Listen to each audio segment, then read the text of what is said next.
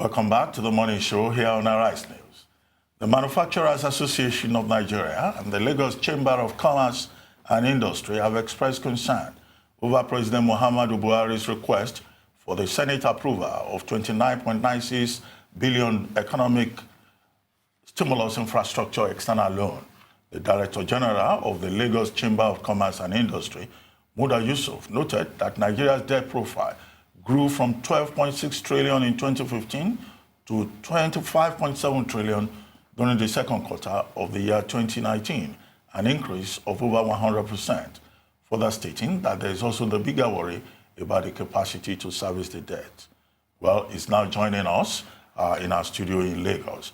Director General, the Lagos Chamber of Commerce and Industry, you are welcome to the morning show. Good morning. Thank you very much and good morning. Yes, the Lagos Chamber of Commerce and Industry has been very consistent in advising Nigeria against taking loans, either from the World Bank, the other time it was $2.5 billion loan, and now this attempt by the government to ask the Senate to approve an external borrowing plan and a loan plan that he had presented to the 8th Senate with the 8th Senate shut down.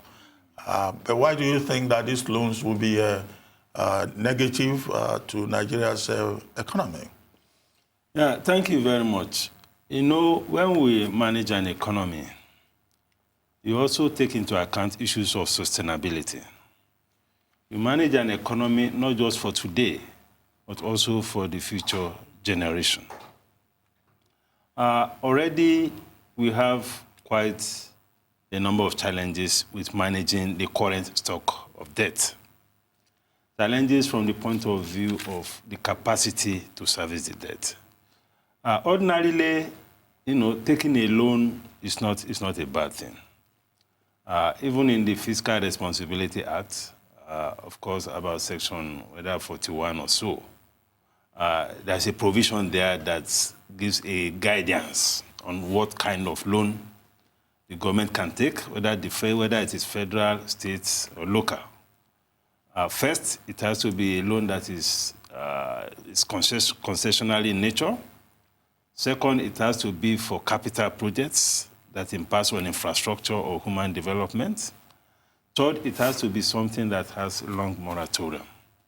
If you look at the structure of our debt currently, of course, you have the domestic debt, which is the bigger portion of the debt, which is composed largely of the federal government bonds and the treasury base. We have the external debt, which is mainly about what you call multilateral debts. That is debt that we owe to World Bank, ADB, and the rest of them. We have the bilateral debt, which is debt that we owe to countries, especially China and Japan and I think Germany. You know, and you have what you call the commercial debt. These are debts that we borrow from financial markets, global financial markets. That's talking about the Euro bond now and what you call the diaspora bond. These are the different components of the debt. But the worry so if you are borrowing, there's nothing wrong because already we know the government has a major challenge with revenue and we need to improve on our infrastructure. But if we have a situation where we have grown the debt by almost 100%, if you look at the Naira equivalent of debt, which grew from about 12.6 or 12.7 about 5 years ago, to 25.7 trillion today, at least at Q2. That is Q2 2019. So we are talking about a growth of over 100% in debt.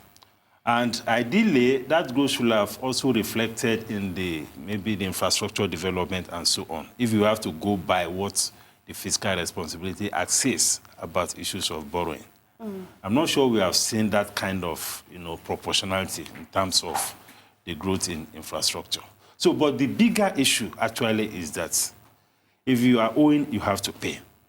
Now we have a situation where even what we are allocating for purposes of servicing debt, and most of the servicing component is actually interest payment. Where a situation where you allocate 2.45 to service the 2.45 trillion to service debt, where the capital budget component in the budget, I'm talking about 2020 budget, is even less than, it's about 2.14. So the servicing of debt is crowding out even the capital component of government spending. So it calls to question first issues of sustainability. Then there is the issue of the crowding out effect. There is also the issue of what you call the opportunity cost in economies.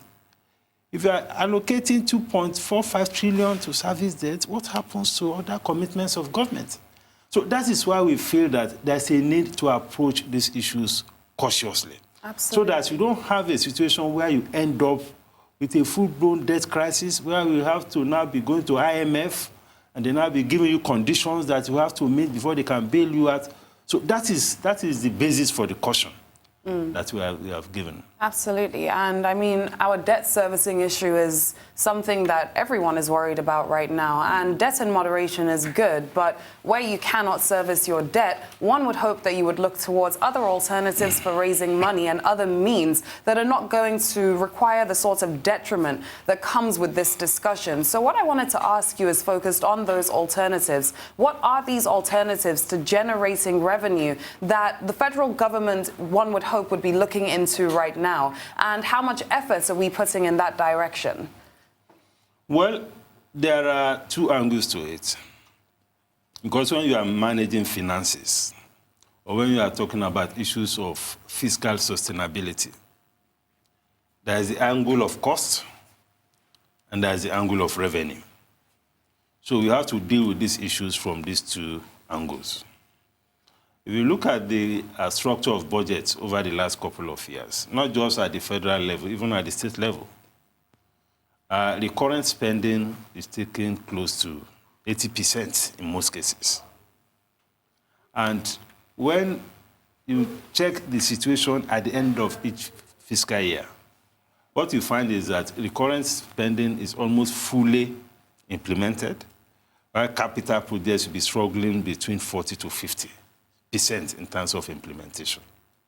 So if you want to deal with this situation, we need to also look at how we can scale down spending, particularly on the recurrent side. I appreciate the fact that politically it may be very difficult, but we have to face the reality. The cost of governance is too high, not just at the federal level, even at the other levels of government. And we cannot be running an economy where the entire revenue will be used just to be running the business of government. That is not right.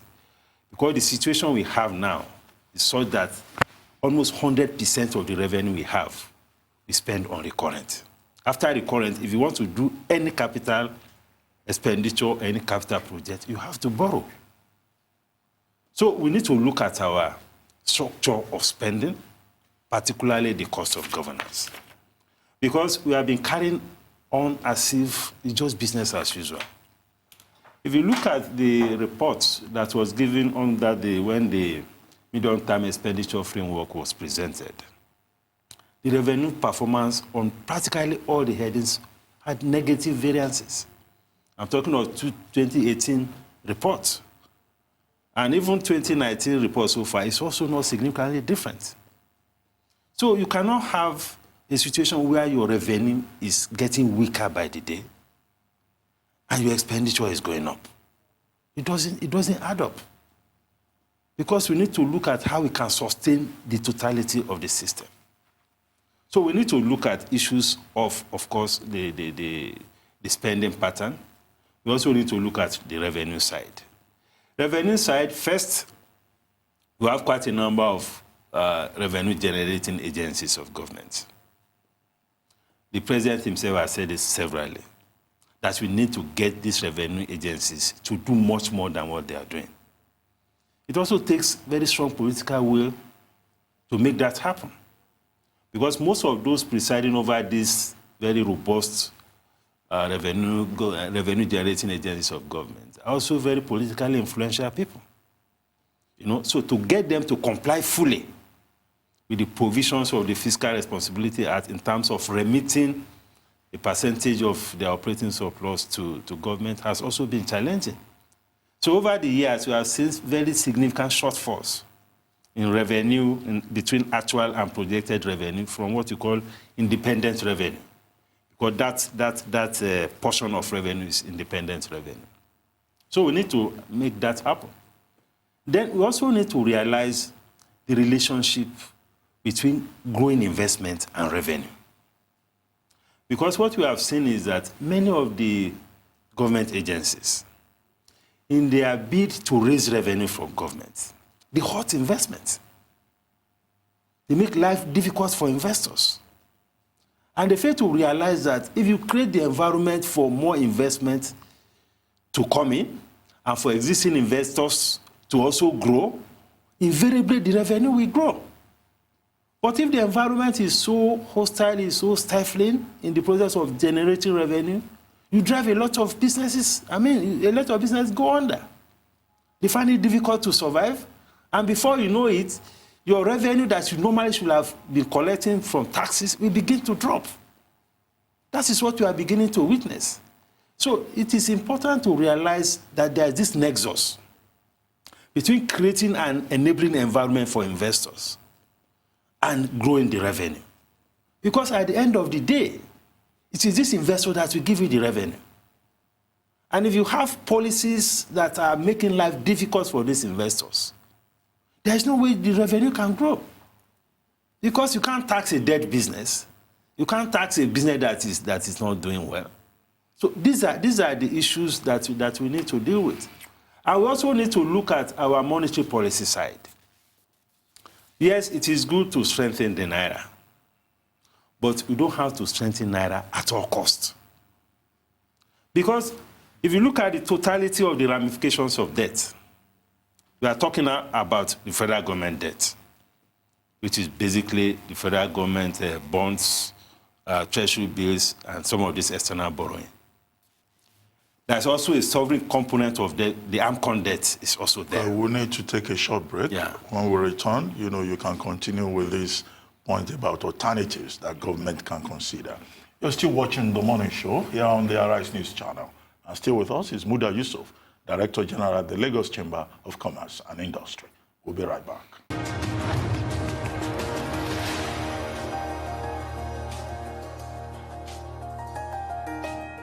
Welcome back to The Morning Show here on the Arise News channel. Still with us in our Lagos studio is Muda Yusuf, Director General of the Lagos Chamber of Commerce and Industry. And he has been helping to analyze the implications of the proposal by the federal government of Nigeria to take a $30 billion loan. Now, Muda Yusuf, before we went on break, you were talking about the need to also look at monetary policy. Yes. Now, outside of this regular debt issues that we talk about, that treasury bills, we also have other components of debt that we often don't also talk about. AMCON debt is a sovereign debt. AMCON debt, as we speak, is around 5 trillion naira. Because AMCON is a product of government. It was set up, or at least under Sanusi, and it was given the backing of government. That is also it's a debt issue. Then we have issues with contractual arrears. In 2018... All of this will be part of domestic debt? They are part of debt. But, all these don't come within the radar of discussion most of the time. I mean, in 2 years ago or so, I think it was former Governor Fashola, the current Minister of Works, that talked about the debt that was inherited by the present administration. He put it as close to 400 billion. Debts owed to contractors, and debts owed to even some state governments on account of some of the infrastructure of federal government that was fixed. And even as we speak, debt owed to local contractors is huge. And as a result of that, many of the private sector players in that space, some of them have gone under. And at the recent hearing in the National Assembly, even the Minister of Works was saying that if he has to use even the totality of his budget to settle the contractual arrears, there will be nothing left for him to work with. But, well, I mean... So these are issues that we also need to look at so that we understand the ramification of debt. And I was talking about the monetary policy component. You know, from time to time, the CBN also issues OMO bills and all of that, which attracts a lot of portfolio inflows. We pay a lot of interest in this. This is also, I mean, if you see although we haven't seen the CBN balance sheet for some time. Well, I hope you don't assume that these other options are unknown to the federal government and persons managing the economy either on the monetary side or the fiscal side. Because the Minister of Finance, Zainab Ahmed, she's on record as having said, look, our debt is sustainable. You started by saying it's not, we should worry about sustainability. And she has also once made the point that, look, our debt to GDP ratio is still something we can manage very well, and that in fact we have not borrowed enough. And three, President Buhari, in approaching the Senate, made it clear that the money that will be borrowed will be used for infrastructure projects. It was very specific. So these are some of the issues. But for the benefit of the Nigerian public, you know, listening to the argument on one side and on the other side, you have talked about a debt crisis, a likely debt crisis. Shehu Sani, who was the chairman of the Committee on Local and Foreign Debt when he was in the Senate, has said, look, the 8th Senate rejected President Buhari's proposal to save Nigeria from getting into a perpetual debt trap.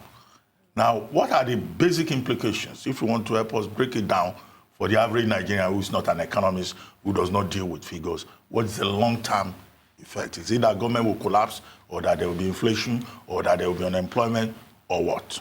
Well, before I get into the long-term effects, let me interrogate some of this position of government. Now, when we talk about debt to GDP ratio, because theoretically, some people have advanced the argument, even including the government officials, that if you look at the debt situation from the perspective of debt to GDP ratio, it is sustainable. Yeah, theoretically, it may be right. But again, we have to put a context into it. This will apply in the context where there's a strong relationship between the GDP and revenue. So if you have a large GDP, you assume that you also equally have an equally large revenue base. But in the case of the Nigerian economy, it's not exactly the same. So that is why that proposition or that theory may not apply to issues of debt sustainability in Nigeria. If you decompose or disaggregate the GDP, agricultural sector accounts for about 23% of GDP. If you go by that theory of GDP to debt ratio, you expect that agricultural sector will be contributing to revenue. But if you look at the revenue basket of government, contribution of agri sector to revenue is almost zero. That's for tax revenue. Contribution of the distributive trade sector to revenue is also very weak. The bulk of non-oil revenue that you have is from the services sector. So you can't use that ratio to be able to analyze. So if you want to get a sincere sustainability analysis of debt, if you are using the GDP, you can end up with a wrong conclusion. Because the GDP is weak, because productivity is weak. The recent World Bank update on the economy emphasized the issues of productivity. Productivity in the agricultural sector is very weak. Productivity even in manufacturing is weak. Because the environment is still not sufficiently enabling, both from the point of policy and both from the point of also the infrastructure that we talk about, to ensure that we have this productivity. You know? So we need to get that right. So what is most realistic is to look at the capacity to service the debt. You don't use GDP to service debt. You use revenue to service debt. So if revenue is weak, you should know that you are in a weak position as far as debt sustainability is concerned. So that is my take on that. Yeah, but and in terms of the implications of all of this, which is the question you ask, if you continue to go this way, what is the implication? First, you can find a situation where your entire resources will go into debt service. We are already getting to that point. Now we have a situation, the recurrent spending is almost consuming the entire the recurrent spending and debt service is consuming the entire revenue that we have. Now the debt service is now exceeding even the capital budget provision. That's just a provision because at the end of the day, actual releases for capital projects are often around 50 or 60% at best. So increasingly you have situations where there will be no money to do some very critical things to sustain this economy. Already, look at the state of our infrastructure. You know, if you go to many of the ministries and agencies, there is complaints of no money everywhere. So that is one. Secondly, you could find ourselves in a situation where you now be calling for the IMF to come and intervene. And IMF will come with its own therapy. And you know the story of IMF intervention in most economies in Africa. You know the kind of crisis that those things generate. And they give you conditions.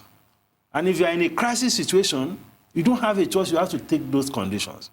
And in an attempt to implement those conditionalities, it creates all sorts of problems, social problems, and all of that.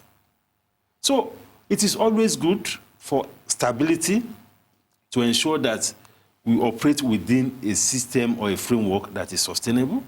It is always good to look at some of the critical things that we spend money on and see whether we can push back the government and create the space for investors to take over. But you have to create the environment. You have to inspire confidence. But because we are investing as a private sector, investing in infrastructure. You are investing over a long time. You don't want a situation where another government will come, they throw spanners into it, contractual agreements are not respected. But you said in terms of policy as well, certain things have to be done. And this is where some may say the finance bill comes in. And this is where I'd like to bring it into the discussion, because the government is here trying to look for different ways to generate revenue. And they proposed this bill that's quite controversial to the public eye right now, simply because there's also a lot of focus on tax increases, or an increase not necessarily in the tax base, but in VAT and other means. And people feel like, even though, yes, we know it's a chicken and egg situation, the public is disgruntled. What is your view on the finance bill? And how do you think the finance bill, if it does go through, well, it has gone through, sorry, how do you think the finance bill can be maximized, or its potential can rather be maximized to really and truly ensure that the public feel it, the generation of that revenue that the government is trying to achieve here? Well, the finance bill is a mixed bag. It has its positives, and it also has areas in which some of us have reservations. The positive side to it is the fact that there were provisions in the bill that gives some good concessions to the small businesses. For instance, businesses within the threshold turnover of, I think, 20 million are exempted from VAT. And for businesses with a turnover of 25 million and between 25 and maybe 30 or so, there's also this provision of 25 million and below. There's provision that the company tax should be reduced to 20%. So there are quite a number of provisions in the finance bill that we can say is good for the small businesses. But there's also the provision there, which some of us have kicked it in, that we should, if you say that a business is declaring losses, and you are still saying that there should be a minimum tax to be paid by that business, we don't think that is okay. Because if this is bad enough that the business cannot survive, it's already declaring losses, why would you say that the business should pay a minimum tax? Well, then, of course, there is also the VAT. There are arguments on both sides to increase revenue, but it also puts some pressure on prices, on businesses, and invariably on the consumers. So our position is that we should create the environment to ensure that we have more people within the tax net. Well, we have just less than a minute to go. Yes. There's something the Lagos Chamber of Commerce and Industry has been very forthcoming and articulate about. That's the closure of the borders. Yeah. We had you on this program, and also the president of the chamber. And both of you were really very critical. But now the government is saying that this has yielded a lot of positives. Even the Minister of Information says customs, on account of that, now makes 8 billion naira per day in terms of revenue. and the federal government says, the president says 30% reduction in fuel consumption? You see, we have to look at the total picture. Nobody is denying that there have been some benefits. Okay. But we need to also look at the costs. That is the way to ensure a balance in analysis of this nature. Okay, thank you.